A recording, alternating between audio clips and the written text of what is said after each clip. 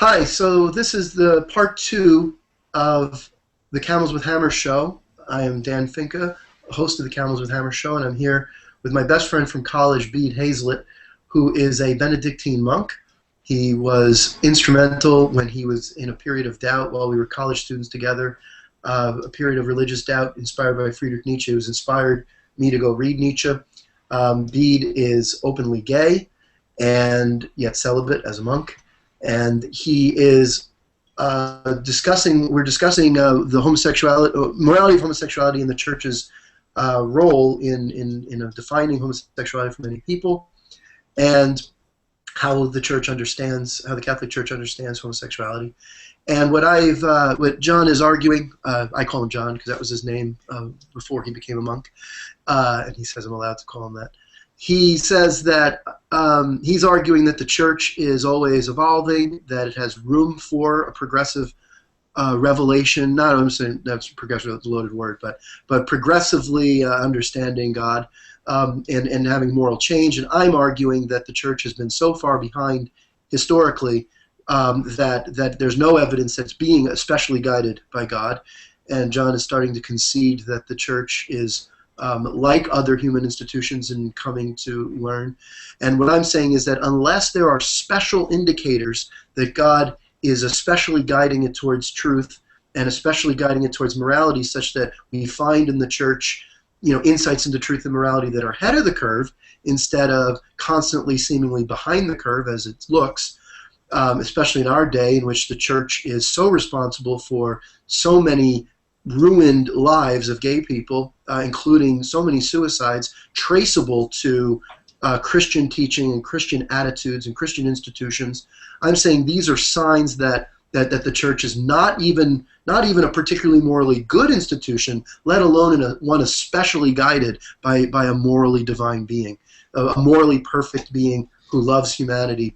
It seems like it's not even passing the test of a minimally good institution for guiding morality, but in fact an authoritarian, arrogant one that can't even admit its mistakes, let alone be an engine of progress. And so I take that as evidence that the church is false, not guided by a divinely morally perfect, omnipotent being. And I'm asking John to explain why he thinks that it is. Well, I mentioned a few minutes ago before we were cut off what you might think of as the role of the saints in the life of the church, that there are these examples of people who are sort of morally ahead of the curve, who have insights that are ahead of their time and who live by them.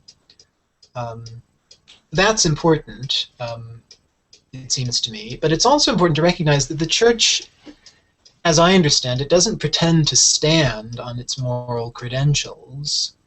And to me, part of what's most compelling about it is not so much the way it behaves as an institution, but the thing that lies at the heart of the tradition, just this understanding of God as human in Jesus Christ. God as present in the created world as a creature, and as having gathered up natural world that we live in into God's own life. The whole sacramental understanding of how the universe can be, if not transparent to God, at least translucent, and how one's relationship with God unfolds in terms of human community and also in terms of our relationship with very tangible material things. The fact that that lies at the heart of the Catholic tradition and is a notion or a set of notions so alien to both of the traditions from which it emerged, the Hebrew one and the classical one, is compelling to me. And I think morally it's important because it gives the church a set of resources for thinking about what it means to be human and how to live as a human being, that are implicit in the Gospels and implicit in the foundational layer of Catholic tradition, but that have never been fully appropriated or realized. That's something that a French theologian mentions, and I don't think I'll mention his name because I don't know if I'm representing his views correctly, but just this notion that at the heart of the Catholic tradition, Christologically, in a Trinitarian sense, and sacramentally, there's an immense cargo of ethical implications and anthropological implications that the Church has, in one sense, only begun to unload or unpack and articulate. So that, I mean, I guess I don't see the development of the Church in terms of the institution's moral goodness, as much as I see it in terms of the gradual willingness to overcome certain cultural barriers, including barriers of ecclesial culture, and to take hold of things that have always been there at the heart of the tradition, some of which have just been so challenging that the Church itself has begun to behave like an established institution and has not been quite willing to appropriate those insights. Because this is a tension that goes all the way back in Christianity, that Jesus Christ spawned this institution, or even set of now fractured institutions, and over the centuries they do come to behave like ordinary human institutions, including corruption and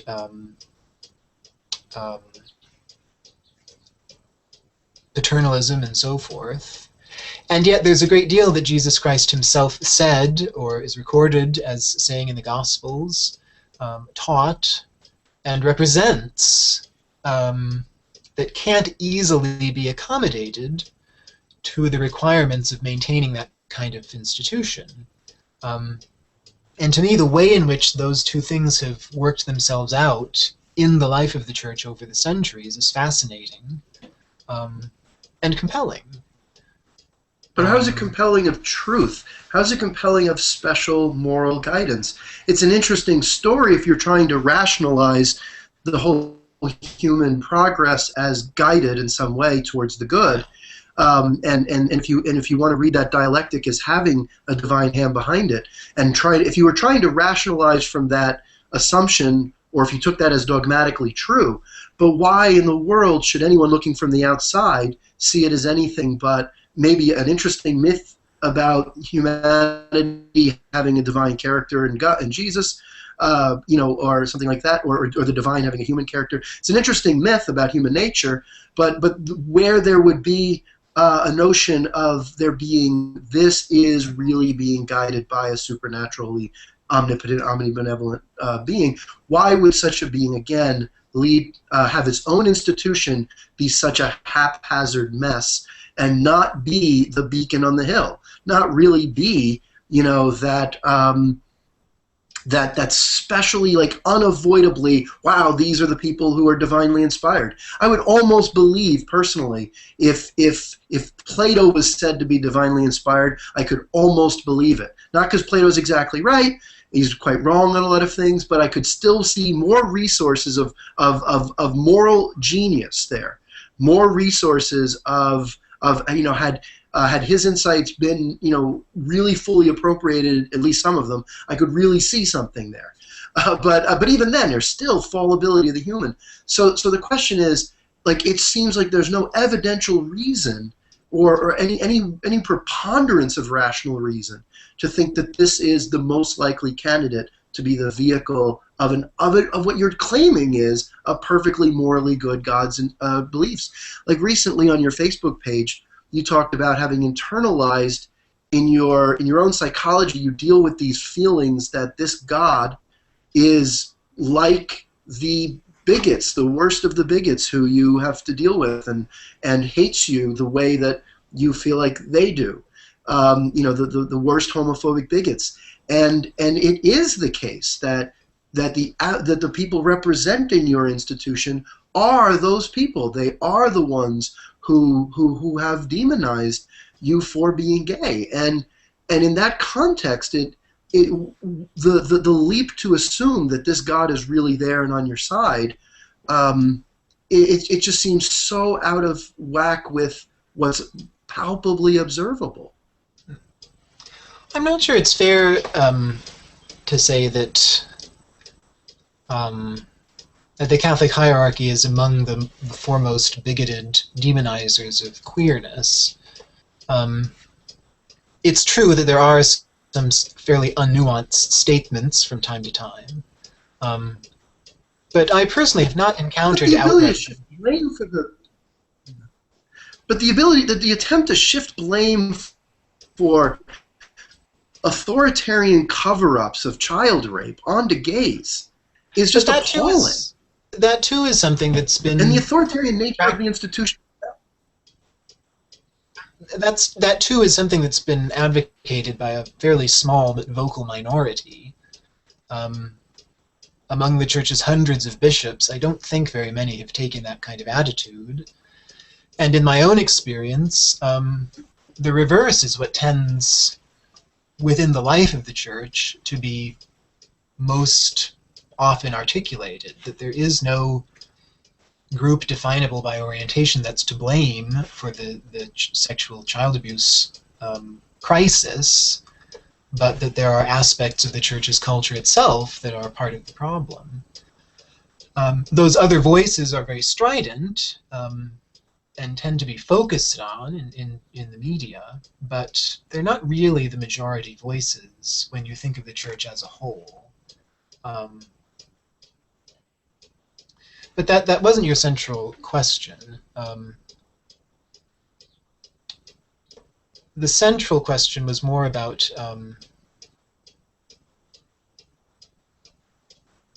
could you express it again, just sort of briefly to remind me? So I got sidetracked. Like on what rational basis to say that it's a good belief, if not even a true belief, but let alone even a good one, to say that there's a morally perfect being behind this institution when it is so not special, let alone a city on a hill. Well, I wouldn't want to say that being is behind the institution exclusively. What I believe is that being is behind the whole universe. And that, too, requires dealing with the fact that the universe itself seems to be a fairly messy, morally ambiguous reality. So I think any belief in God is going to require that you deal with this issue on one level or another, whether institutionally or cosmically. I think it's one of the problems of faith in God. And I tend to deal with it on both levels, cosmically and ecclesially, in a different way now than from the way I would have, say, when we were undergraduates. At that time, as you mentioned yourself, I tended to be very propositionally oriented, very much oriented around trying to distill some propositional statements of truths and hash out whether they're, in a sort of crystalline sense, true or not.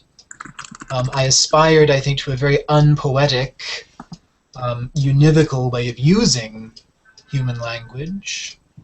And in some ways, a basically context-less way of using language.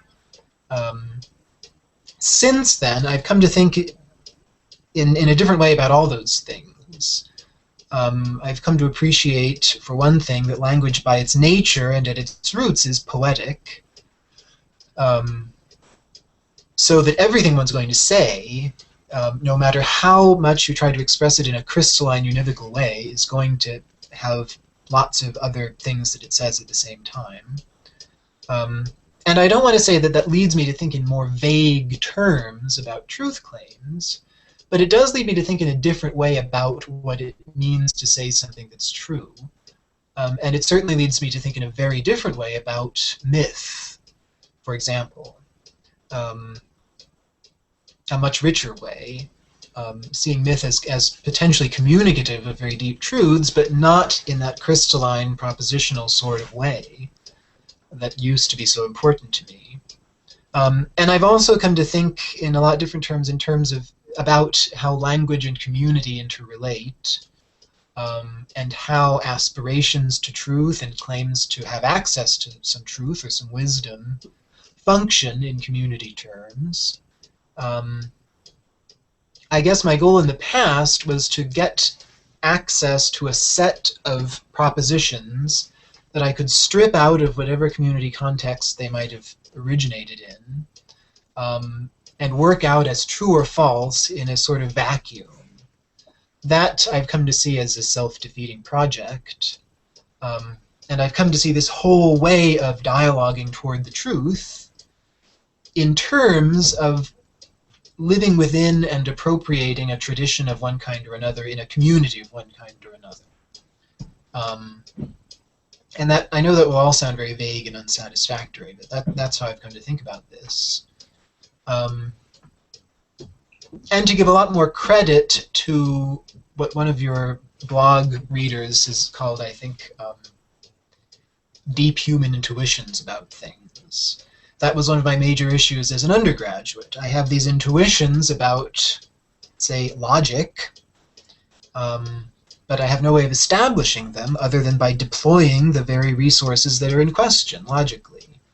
That kind of circularity used to be very, very bothersome to me, very disturbing.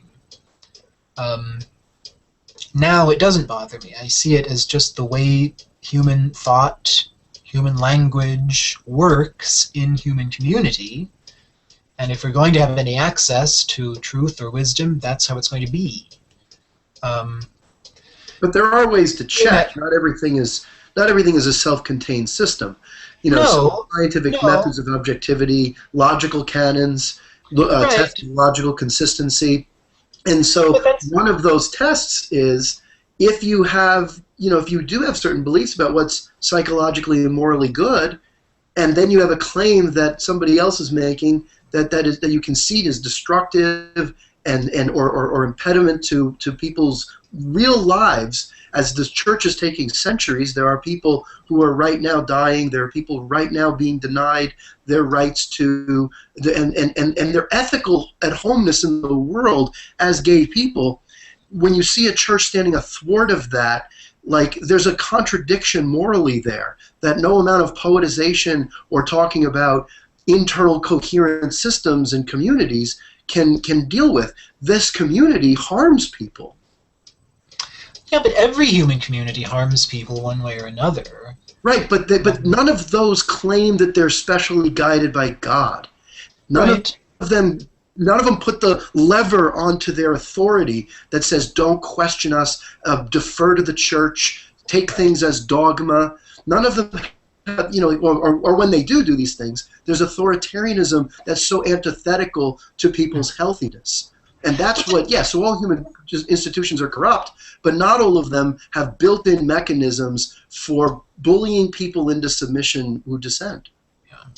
But I think that's an oversimplification of how Catholicism works. I realize that that's how it would appear, you could say from the outside, or on the basis of an acquaintance with the Church derived from the news. But experientially, at least in my own experience, that's not how Catholicism functions. There is an authoritarian dimension. There's also a populist dimension. There is a top-down dimension. There's also a bottom-up dimension. And although what one hears about most is the top-down kind of pronouncements, the life of the church really happens most at much lower levels, the level of parish life, of monastic life in a particular community, for example. And the way in which those things sort of function dialectically is a lot richer than just this draconian, monolithic sort of vision that I could see one having from the outside, and even in some ways from the inside. But I realize that doesn't address your deeper question there. And I'm not sure how to go about addressing it. Because don't you see where there's a tension where if you are on the parish level and say your son comes out to you as gay, you feel a pressure that I have to differ from the Pope if I accept, and if I go to his wedding and I'm happy for him and I accept his children and I accept, that this relationship is a good thing, then there's this constant tension with the person who's supposed to be the vicar of Christ. And yeah, that's happening in a dialectical way, but I don't see how setting up the institution so this person feels like he's torn between the vicar of Christ and his son is the ideal arrangement or a healthy community. But I just don't think in terms of ideal arrangements of that kind anymore. I think of a healthy community in more developmental terms, and thinking of it in those terms requires that there are going to be some tensions that you just have to inhabit.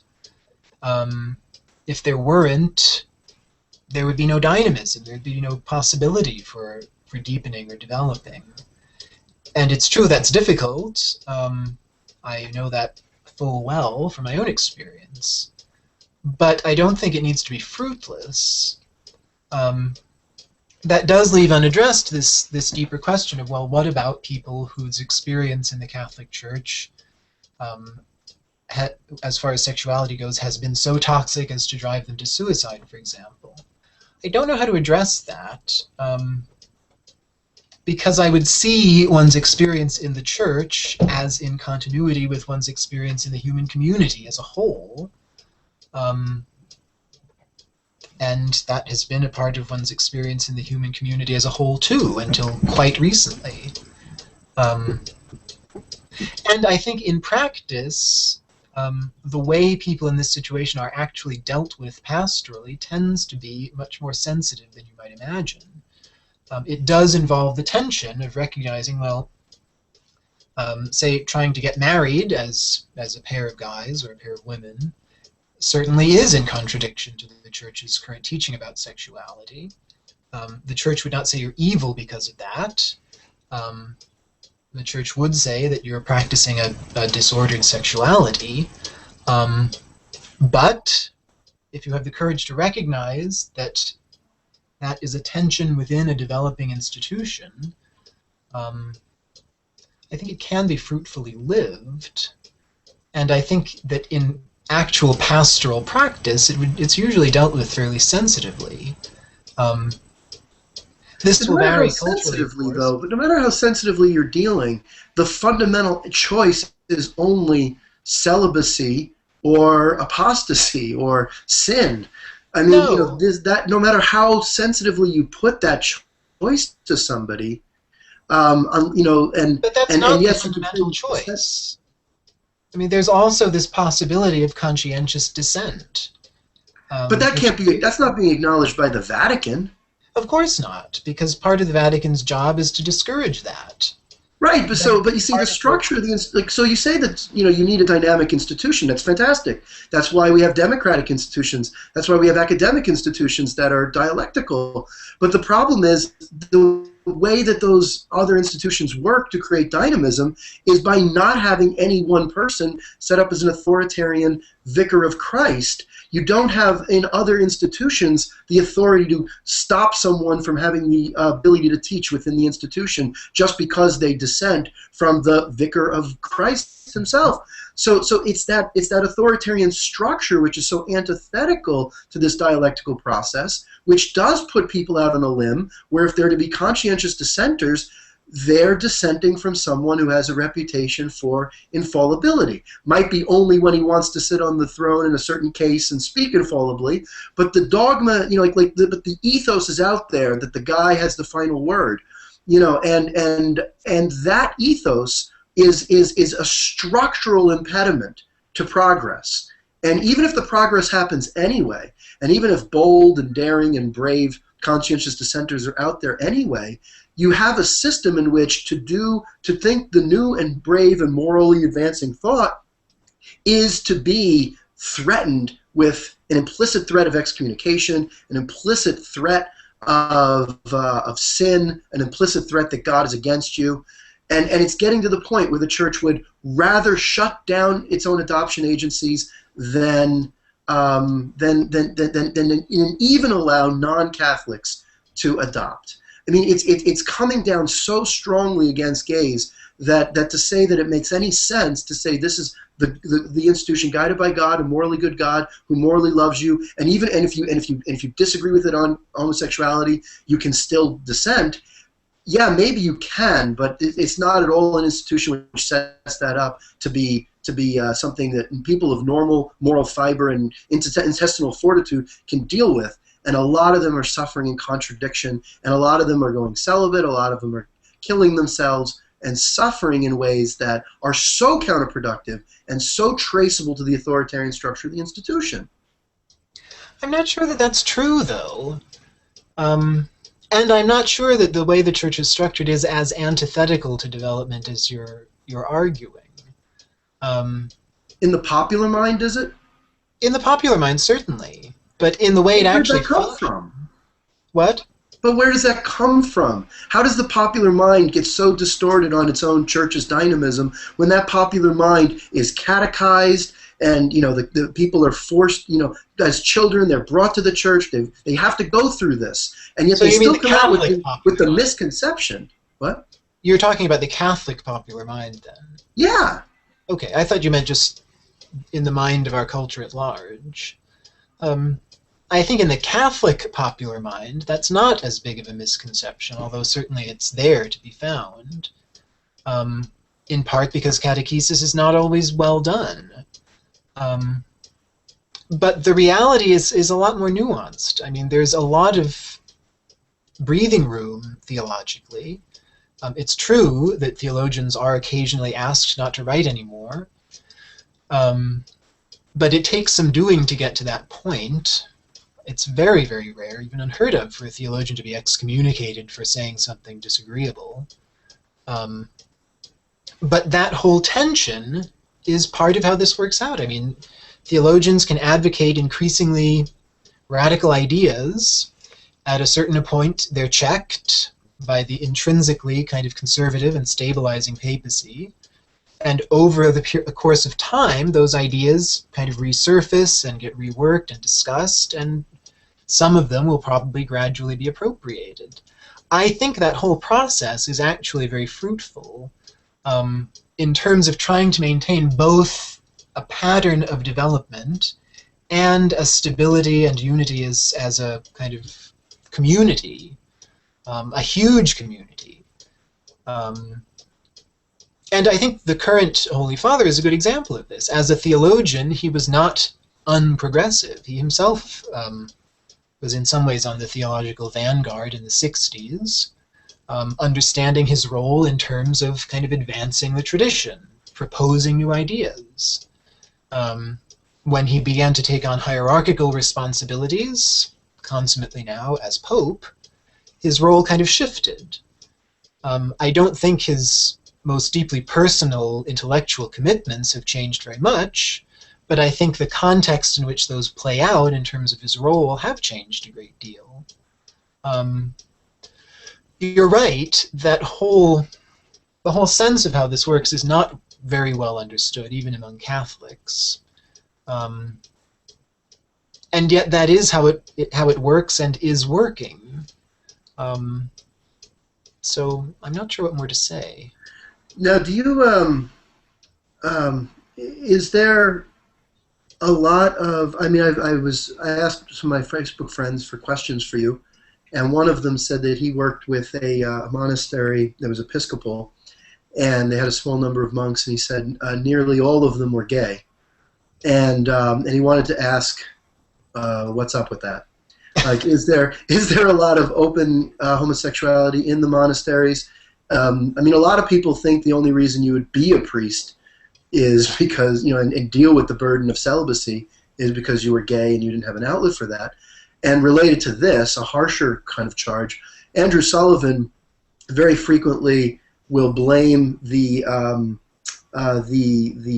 sexual abuse scandals on what he considers to be a sexual arrested development, that the church is not, that the vows of celibacy kind of freeze people sexually at this age in which they're taking their vows, and so or when they're kind of beginning their sexuality and they're kind of suppressing it, and so he thinks that there's that may be some, and it is of course armchair psychology, but this is what he's saying may contribute to their tendency towards identifying with young people and their sexuality rather than adult sexuality.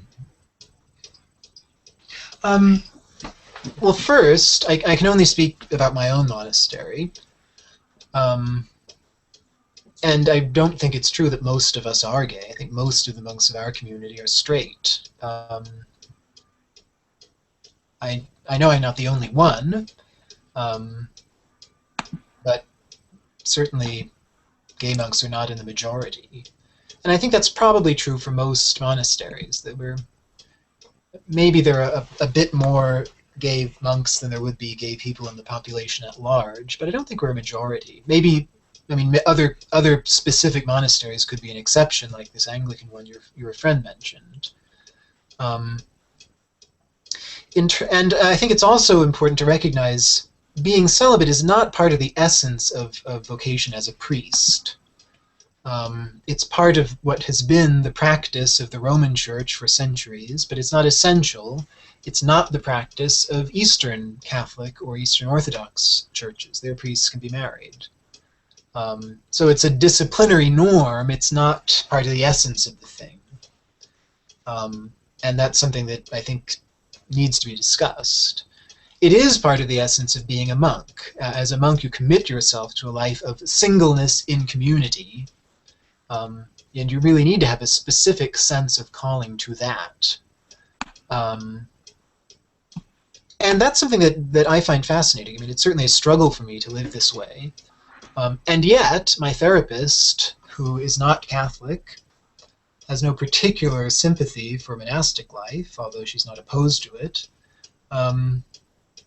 thinks that I myself am just suited to a life of not being coupled, based on our fairly deep plumbing of my personality over a period of almost a year now. Yeah, I mean, I've always thought that the idea of you living in a community with, fellow theologically inclined people, philosophical people, men, that always made perfect sense to me. Like when you said you were going to become a monk, I said, like for John, I can see that. Yeah, that doesn't mean I'm asexual. That doesn't mean I don't have the kinds of desires that would lead me to want to be in relationship with someone in a sexual way. But I think she has a point. And I think that point would also be true of quite a lot of monks. That there are some people who, without being asexual, nevertheless have aspirations or priorities in their lives, or a temperament that would make it quite understandable that they would live in a celibate, communal sort of way. So I don't think there's anything inherently diseased about this way of life, and I think, in fact, for those of us who are, to put it theologically, called to it, it really is a good and fruitful way of life. Yeah. So there's that. Monks have a reputation for happiness. What? Yeah, monks have a reputation for happiness. So. Yeah, and as someone who has struggled with depression since puberty, I think I am more content now than I've been since puberty, in a more consistent way. So that doesn't mean I don't struggle with things, but in human life one is going to struggle with things. That's just how it is. But I think Andrew Sullivan, whom I've not read, does have a point there.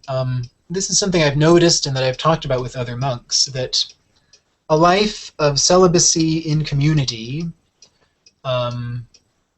can be maturing when it goes well, when you try at least to live it with integrity, and the community supports you in that. It can, I think, over the years, make you very deeply humanly mature, and I've seen that as a reality in the lives of some of my own confreres here. On the other hand, I think it can be approached in a way that's basically infantilizing. You never enter into that kind of basic adult relationship of marriage. You never have the adult responsibility of children. You do work, but you don't have to work for a living in the normal sense. You work for the welfare of the whole monastery, but your household is not dependent on your labor. You don't have to worry about things like health insurance and so forth. And although that might seem superficial, I think those are things that structurally help people to become mature by needing to deal with adult responsibilities. So there should be a Judd Apatow movie about monks then. Okay. Besides the 40-year-old virgin. Right. And I think, I mean, monastic life is good. It's been very good for me. I think it's the best way of life for me, though I can't pretend to be very mature. But it is risky, like any demanding way of life. It's very potential for helping you to become more fully human, deeper and more mature. Has another side if it's appropriated in the wrong way that can have exactly the opposite effect. It can be infantilizing. It can lead to a sort of failure to mature as a human being. And I personally think that this probably does have something to do with this whole sexual abuse scandal. A lot of the priests implicated in it come from a generation of priests who entered the seminary when they were teenagers, and whose whole life, including such development of their sexuality as happened, took place in the context of church institutions. I know some priests who've emerged from that experience and are quite healthy people. But it's an experience that has the potential to have a very different effect, a similarly, if not more drastically, infantilizing effect. If from puberty on you're the son of these various institutions, the high school seminary, the minor seminary, the college seminary, or the theologiate, and so forth, I think there is a lot of potential for not coming to terms with your sexuality, especially if the whole question of sexuality is handled in the way that it used to be handled, which was not very helpful, it seems to me, based on experiences described to me by people who've gone through this system. You were basically encouraged not really to think about it very much, more or less to suppress that dimension of yourself. And like most suppressed or repressed things, sexuality has a tendency to reemerge with a vengeance at some point. That culture has been largely dismantled in our own time. There are very, very few high school seminaries. Most seminarians begin their studies in their late 20s, 30s, even 40s or 50s. We don't accept applicants to our monastery until they're at least in their 20s. We kind of expect them to have a bachelor's degree already, although that's not hard and fast. Whereas there was a time when it wasn't unusual to enter the monastery as a teenager. And there again, I know monks who entered in their teens and for whom monastic life has been exactly what they needed to flourish as human beings. But that's not always going to be the case. And in fact, I think there's a fairly high risk in our own cultural context that something very different will be the case. So I think, is it Andrew Sullivan? Yeah. Mentioned? Yeah, I think he has a point that the church needs to take to heart, and that I think the church is little by little taking to heart. Sexuality is now discussed openly and explicitly. Teenagers are generally not accepted into formation for priesthood or monastic life, and so forth. Now, do you think that well, what is there anything like? Because I've heard rumor of, there's discussions of there being sort of gay subcultures within seminaries and monasteries. Is there a special connection you have with other openly gay monks in the monastery? Is there anything like? Are there in monasteries romantic relationships of any degree of explicitness, regardless whether or not they're not sexual? Like, what is this like? Is there like a parallel to the larger queer culture? And speaking of gay culture, what is your consciousness of your relationship to the broader gay culture? Hmm. Well, that latter question is a big one for me, but I'll try to address the first one first. One does hear about a sort of Catholic gay subculture. It's been critically referred to in some church documents, but it's something that I have yet to experience on that kind of a scale. I do feel a certain sympathy with other people, whether monks or priests or lay people, Christians or otherwise, who share this orientation, although I don't really like that word for it anymore. There's a sense of kind of understanding one another on a certain level that just spontaneously happens. So I have experienced that on a small scale within the monastery, because again, those of us who are gay are in a small minority, at least in my community, and I'm the only one who's out as far as I know. I've not had any romantic relationships within the community, although I have developed friendships. There's a much more familial kind of dynamic, I've found, although I can imagine that happening under the right circumstances. And in fact, there's a big debate about that in the monastic tradition. The pre-Cistercian approach was to think that friendships in the monastery are a mistake, because you're supposed to be learning to love as Christ loved, and Christ loves everybody equally. And yes, there's a subtext of suggesting that they might be dangerous as leading towards sexual implications. In the Cistercian tradition, there was a change. So Aelred of Rivol, for example, advocates friendship in the monastery as a way of learning to love as Christ loves, recognizing, for example, that Jesus himself had a special friendship with John, and suggesting that there isn't an incompatibility between loving everyone and learning to love by loving particular people. So there's an ongoing debate about that in the monastic tradition. In the larger gay culture? The larger gay culture is a difficult one, and I posted something about this on Google Plus and Facebook, because I've been thinking about it a lot lately. For me, this is a complicated issue because despite my being more or less out at Oxford and participating on a fairly superficial level in gay culture, such as it is, there was something kind of naive and reckless about it, not very integrated with the rest of my personality, I guess you could say.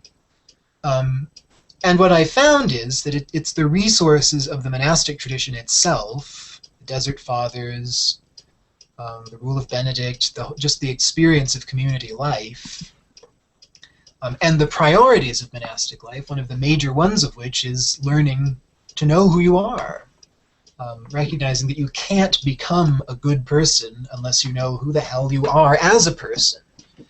If you're going to be laboring away at the life of virtue under false pretenses because you have failed to recognize who you are, it'll be a fruitless labor. That's a major theme in the desert tradition, on which the rest of monasticism rests. So I'm summoned to do that by my monastic life itself, and I'm trying to do that. So it's really been as a monk that in any deep way I've started to explore the whole question of what the meaning of my sexuality is, what the meaning of my desires is. It's really only been as a monk that I've begun the existential work of trying to dismantle this instinctive sense that God is kind of somehow opposed to me or finds me disgusting because of the tendency of my desires, and to get to the point of trying to experience my relationship with God in terms of God's loving me as who I am and calling me to be my best self. I mean, that's an ongoing struggle for me in terms of my prayer life. So I'm really only beginning to be at peace with the fact that my desires are pretty much exclusively, in sexual terms, for members of my own sex. And that means that I'm only just beginning to evaluate in a sort of more or less mature way, I hope, my relationship with the wider world of people who are similarly oriented. So obviously I have a strong sense of sympathy with it. I'm not sure you could legitimately think of gay people as a sort of persecuted minority, in the same sense as other more strenuously persecuted minorities, but there's certainly a sense of being part of a group that has not been positively evaluated for quite a long time, that's been the object of opprobrium, and that creates a certain sense of cohesion in itself, and a certain tendency to want to emphasize and exploit stereotypes that have been forced on you from the outside as a way of kind of accepting that dimension of yourself, hence camp and so forth. So that has a certain appeal. I definitely have a sense of belonging to that on one level. But I realize that it also has a darker side. I've not been immersed in it in the same way as, say, some of my gay friends have been. And they report to me experiences of competitiveness and unkindness, a kind of toxicity that I haven't experienced. And I'm also very, very reticent to be defined in terms of these desires. I think that was probably a necessary step in the development of our understanding of this way of desiring, that having had to keep it out of view for so long, there's a tendency to want to have it on display at the forefront of things. I think we're now at the stage of needing to try and integrate it with the rest of our humanity, and see ourselves as human first, and gay on some other level of priority. So in a similar way, I definitely see myself as Catholic, in a way that probably defines or describes me more richly than my orientation does.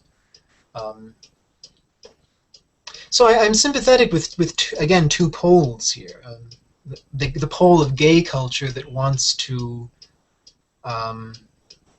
sort of publicly acknowledge itself, not feel like it has to hide, and is tempted to define itself in terms of being gay. And also the pole of the hierarchy, for the most part, which is very hesitant to embrace the idea of defining people in terms of their orientation, or accepting the idea of a subculture based on orientation. I'm sympathetic with both of those poles, and I guess what I would be personally aiming toward would be something different from each. Trying to be part of the human project of discerning what it means to be oriented in this way, which, as I mentioned before, is a fairly new project.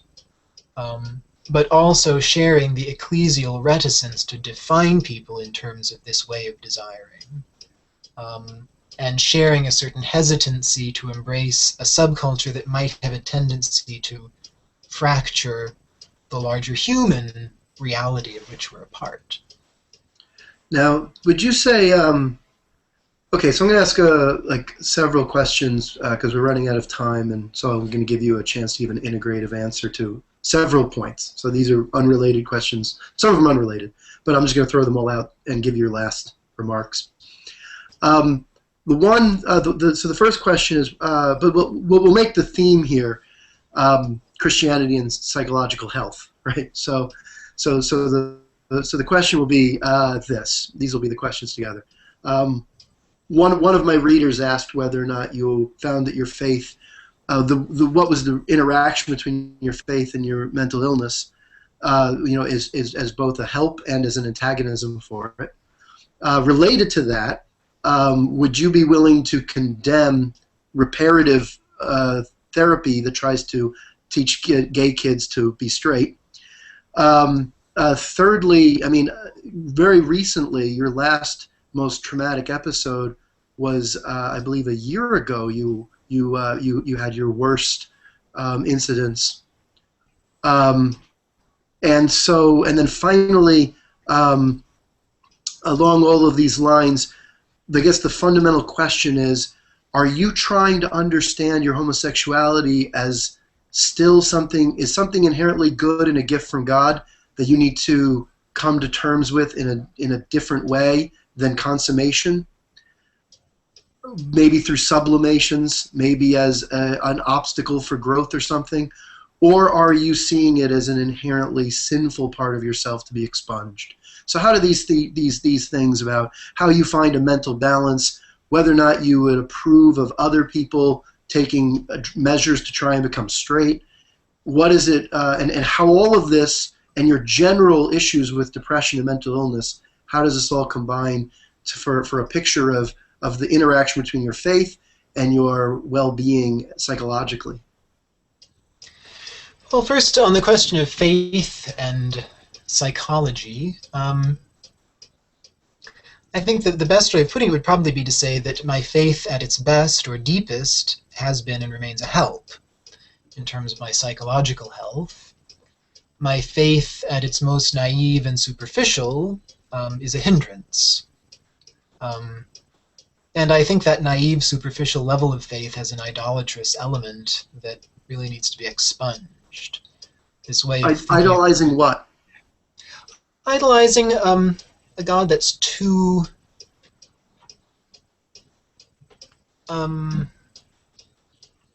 too easy in one sense, but too difficult in another sense. Too easy in the sense of being too like other sort of human authority figures, and difficult in the sense of being super ego-like in the way that those figures can sometimes be. I think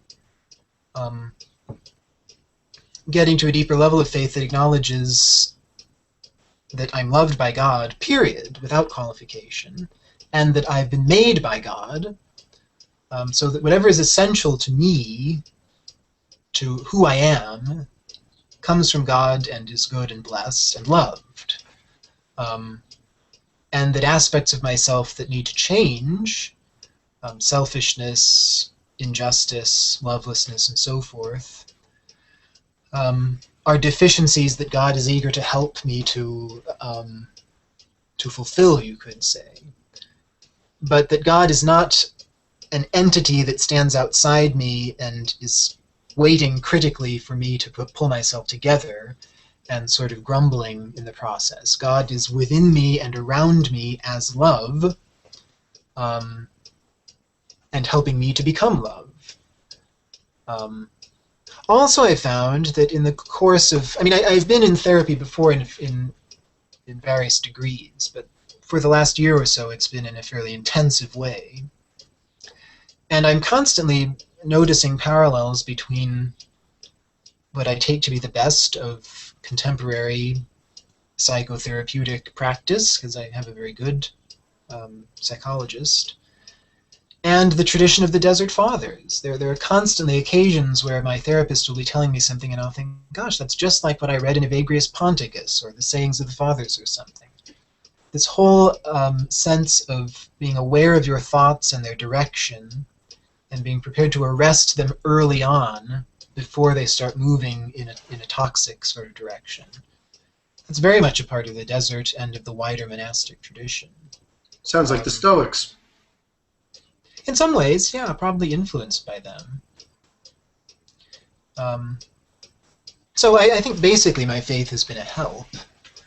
The second thing you asked about was faith in mental health and reparative therapy. Would you be willing to condemn that, the attempt to try and make it straight?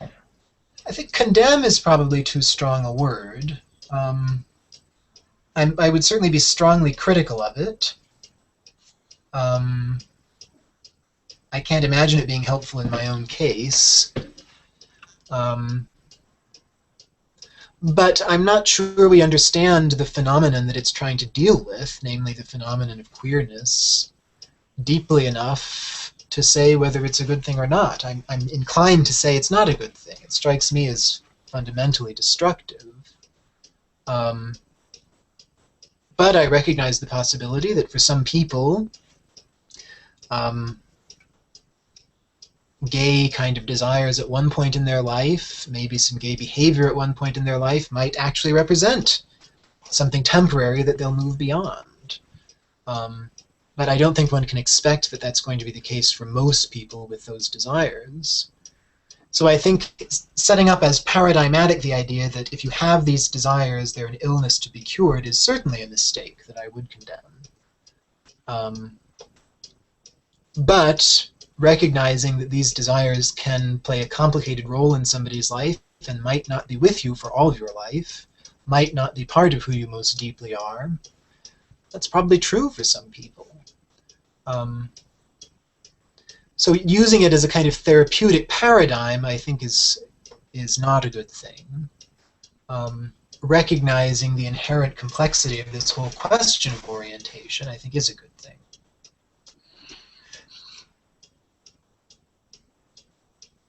And then the last question was about my experience last year. Is that right?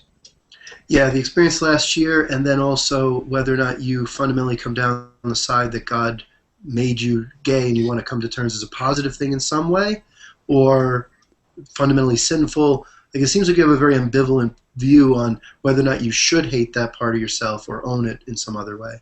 So those two questions. Okay.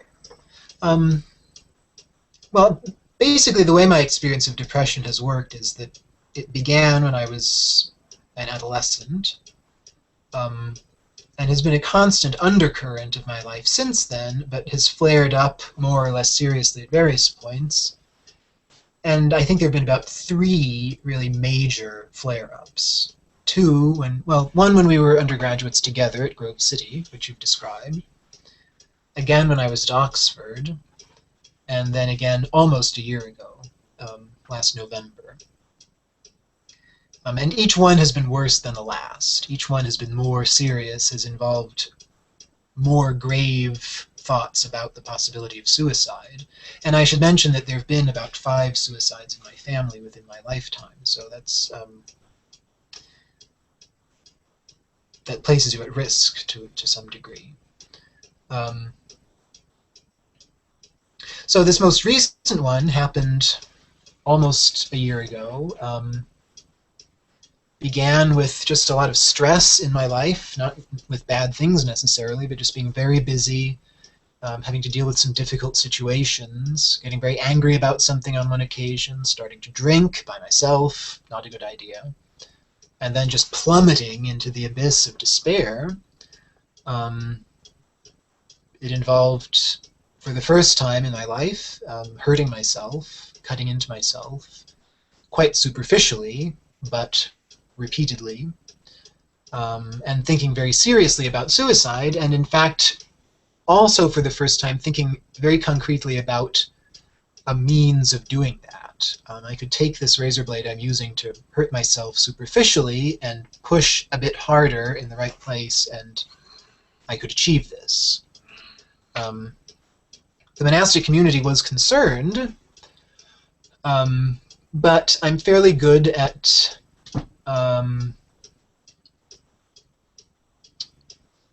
displacing that sort of concern. So people would come and check on me, notice that I wasn't coming to things, and I would just explain it away somehow. I'm not feeling well, I'm upset about something, I just need a good bike ride and I'll be okay. And there was a huge sense of sort of having 2 psychologies operating at once. Part of me that recognized that this was not a good or healthy way of thinking or feeling, and that I should take steps to change it, and part of me feeling like that's just how I wanted to feel. That terribly depressed feeling is an insight that puts me in touch with the deeper reality of things, and and that I just wanted to follow that to its end, its fatal end. Eventually, someone I spoke to on the Kaiser suicide hotline, which was very important, got me to commit to telling someone else in my community that I needed to go to the hospital, which is something that a very close friend who lives not too far away had also encouraged me to do. So I did. And it was a terribly difficult experience being an involuntary patient for a few days, 72 hours, but definitively needful. And my experience of how monastic community worked in the course of that terribly depressed season of my life made me think even more emphatically that this is a way of life that I need. I'm not sure I would have survived that experience if I were living on my own in an apartment or something, or even if I were somehow coupled with somebody. And that's a huge thing to ask one other person to bear with you, especially when you're insistently resistant to any kind of help, which I was until there was kind of a turning point. And the attitude of the monastic community here is that doing what's necessary to help make you psychologically healthy is something they're willing to support and encourage. So I've not been stigmatized in the least degree, quite the contrary.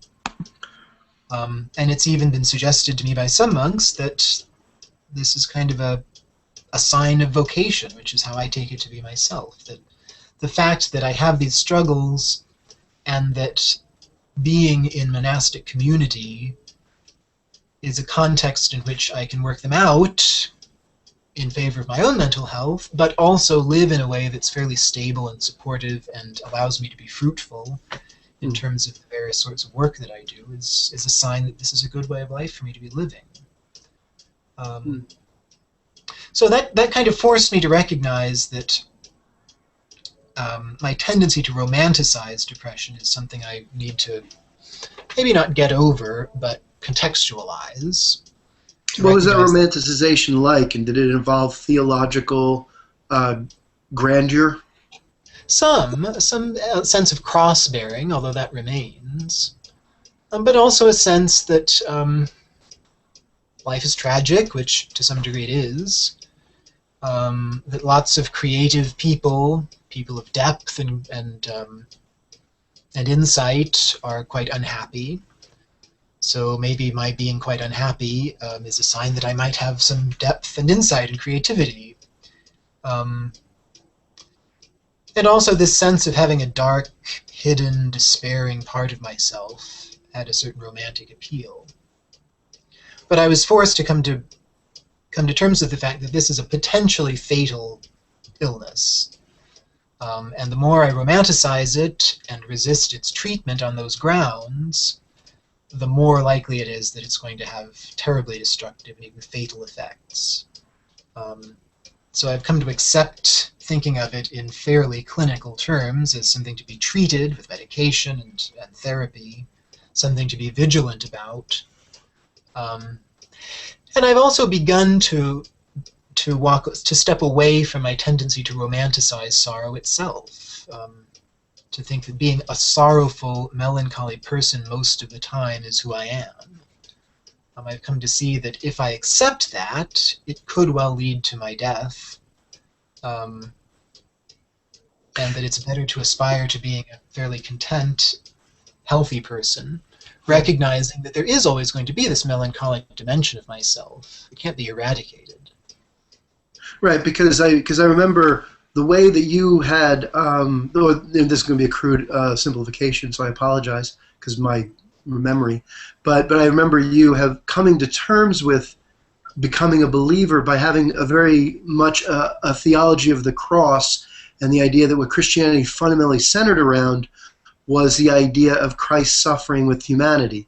And you had a sense of sharing suffering with other people that was very profound to you, and you felt like you turned. I remember you the way I took it was you turned this darkness and this nihilism into a sense that this had given you an insight into the fundamental suffering in existence, and what Jesus represented to you was an ability to link in with the suffering of others, and then this even led to sort of a benevolence towards animals, right? You're leaving.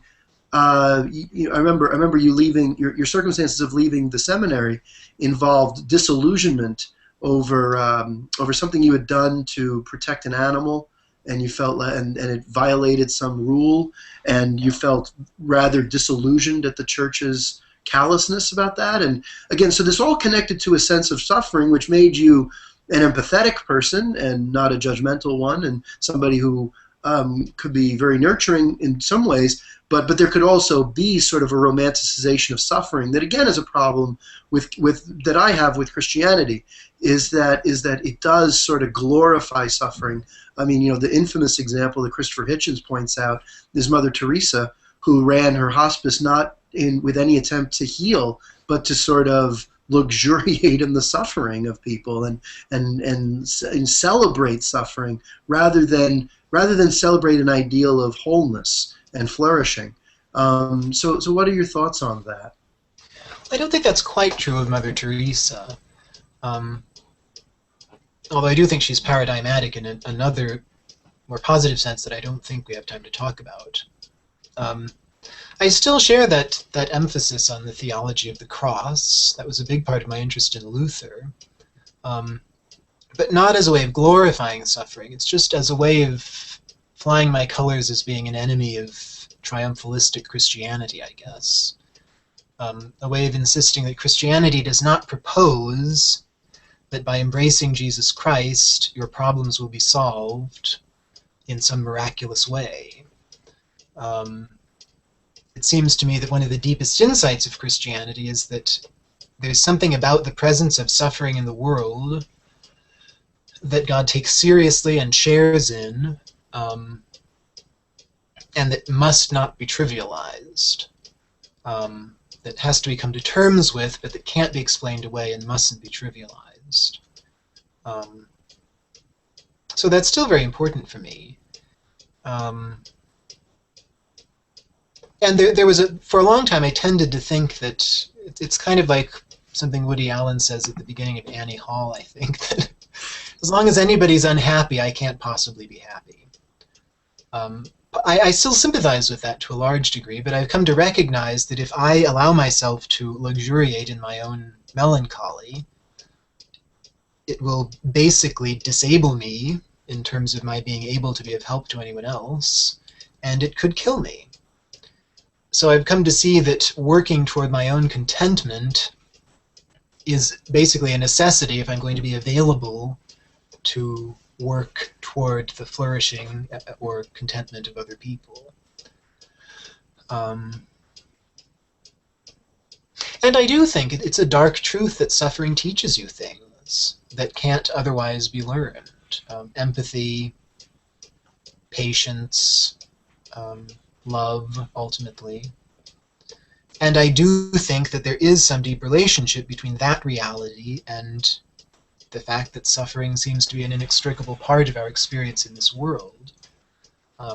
Not to say that God causes it or likes it in some sadistic way, but that God shares in it and that it may have a kind of cosmic trajectory.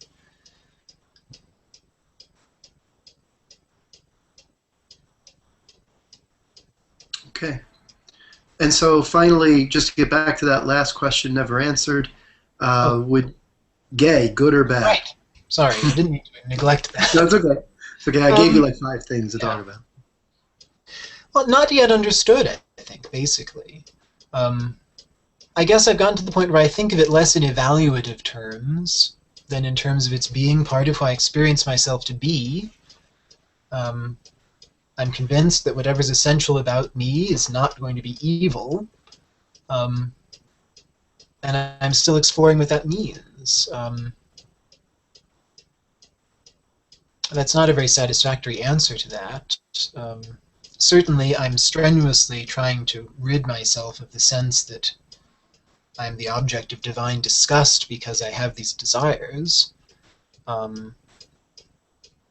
But I still am trying to work out what those desires mean, what they're really aimed toward, both in a broadly human sense and then in a more properly theological or even mystical sense. So I certainly do not try to eradicate them from myself.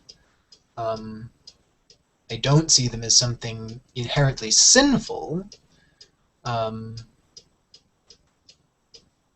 I'm still kind of, I guess I've learned to be at peace in the midst of recognizing that this is a dimension of myself and of human experience that we don't yet understand, and that maybe I don't need to understand in order to live my life. I embrace it as part of myself. I don't try and expunge it. And I'm still trying to understand it. When you say, I guess there is one last question in response to that, and then we'll end. Earlier we talked a lot about, in the first video, we talked a lot about how the church is constantly progressing, or has at least the potential within it to progress, that it has mechanisms within it to progress. And that even in the 20th century, the church has finally taken into account an intrinsic value for pleasure in sex. Now the question is, in that whole discussion, it sounded like you had an optimism or a hope that that a future progression would be more embracing of homosexuality. And now you didn't say that, of course. I don't mean to put words in your mouth, but I do want to ask you whether or not you, well, two things. Are there any points at which you think presently the church is still behind in understanding homosexuality and needs to become more affirmative or more nuanced, that you think, yeah, from what I understand of modern psychology, my own experience, morality, the church still, like, I think this is an advance that needs to become more common, or maybe maybe you could even point us to some authors who are pushing a certain way and you think this is good, we should go there. Then secondly, whether or not you feel even willing to entertain yourself making arguments for an intrinsic goodness, whether or not you think the church has it within it to make that argument, or that it's possible within the current resources of the church to make that argument, that whether or not you would even try it, would you experiment with it? And if you wouldn't be willing to experiment with it, why not? Might there be some intellectual lack of guts there? If you're not willing to go that far, is there a deferentialness? Or do you think maybe over time you are willing to start to, at least as an experiment, see if you can make arguments for the church coming to a fully accepting view of homosexuality and even marriage? Well, for one thing, I wouldn't presume to say what direction development is going to move in. Because if I were to do that, I'd be untrue to my own vision of how it works. I can't predict where it's going to go, neither can anyone else. Only time will tell. I was trying to insinuate that I think there are some lines of development that are already in progress that could be moved to another stage, to a more affirmative understanding of what it means to be gay, and even to live that way. And I guess, and I don't think this is a lack of guts exactly, but I do have deference for the tradition as it's developed so far, and for the hierarchy and so forth, because I respect the role that all of that plays, just as I respect the role that disagreeing voices play, and the dialogue that then unfolds, sometimes very uncomfortably or even antagonistically. I would not be willing to preach, to sort of publicly teach as Christian teaching, the kind of account of homosexuality that you describe. I would be able to argue for it in the context of theological debate, because I think it needs to be argued for. I think this conversation needs to happen. So without pretending to think that the view that I would sort of argue in favor of is going to be the Church's view at some point, I would be very willing to say this view needs to be articulated and dealt with, interacted with theologically, if we're going to move toward whatever developmental stage is going to happen next in the Spirit. And that may, again, seem like hair-splitting, but I do think it's important that if one is speaking as a representative of the Church, one can't really go beyond the stage that its development has so far reached. Well, one can, one probably shouldn't. I think that if you're engaged in theological debate about things, you not only can, but should be challenging. Ideas of a fairly radical, even sort of wacky nature should be aired and discussed as part of the whole hashing out of the question of where development is going to happen. And I think it's very possible that neither I nor people I've interacted with have what's going to emerge as the answer, that maybe the insight is going to come from some completely unexpected quarter and take a completely unanticipated form that will surprise us all. That's the So I don't know. state of the debate. That's an affirmation, and it's an affirmation of a humble, that you have a humble place in the larger discussion. Exactly. But are you inclined to advocate out of at least, even if you qualify it that this is just your hunch, would you be willing to, say, or this is your viewpoint, you want to dialectically interact with others, would you be willing to take as your viewpoint homosexuality is, or at least, on some spectrum, I know you don't like the word, but these spectrums of feelings and relationships are good and worth and deserve the sacrament of marriage? Would you be willing to say that even if it's only your own conscience, that you are inclined towards that, and that you want to argue and develop arguments for it? Well, in my conscience, I really don't think I have the answer. I think that's part of what I'm trying to get at. I do think that our current way of articulating this set of issues is inadequate, both ecclesially and secularly. I'm waiting for something clearer, something more deeply insightful. And I have some ideas about what form that insight might take, but they don't yet take the form of anything I would want to advocate for as my own deepest conviction about it. Okay. You're not convinced, though, that there could never be a sacrament for gay marriage? Well, that's actually a different issue.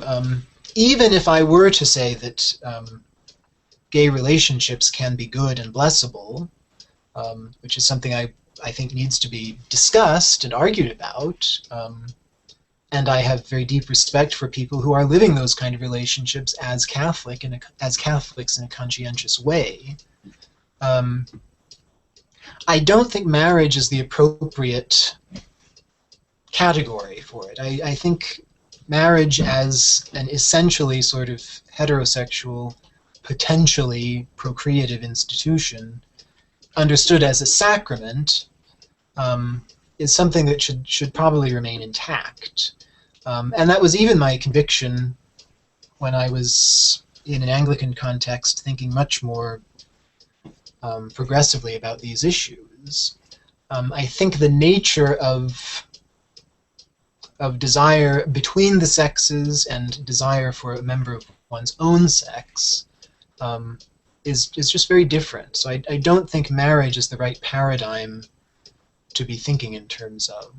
But what about, because, if you don't think in terms of marriage, do you at least allow for the adoption of children so that someone's being inclined towards a homosexual love and homosexual romantic connection doesn't preclude their also being allowed to be have the human experience and fulfillment of children? That's something I feel very divided about.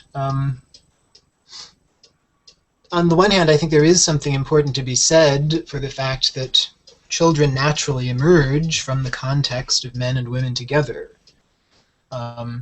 On the other hand, I also think it's true that just in the course of human history, children have been reared in highly unconventional sort of environments. Um, that having been brought to birth by a man and a woman, um, one sometimes ends up being brought up in a very different sort of situation. Um, so I don't know. There again, my ideas would still be very much in flux. Okay, I'm sorry. I'm sympathetic with both sides of the debate, I guess. Sure. Well, thank you so much, John, for coming on here. Is there anything you'd like to say in closing? No, thank you for inviting me. And we'll probably do something like this again. Great. I'd love to have you back. It would be wonderful. Right. Okay. Well, that's it for the Camels with Hammer show, October 14th, 2012. This is our 4th episode. And I hope to see you next week when I should have on the Heresy Club, a blog run by a bunch of mostly British skeptics and atheists, including several who have made the news quite ambitiously, and they're very excited, and I'm very excited that they're going to be here next week, and they're going to pick the topic, and we're just going to have a freewheeling discussion that hopefully does not go into free fall about various issues. It's actually quite fun, Dan. That they're interested about. So, okay, thanks again, John, and good luck. Thank you. Bye.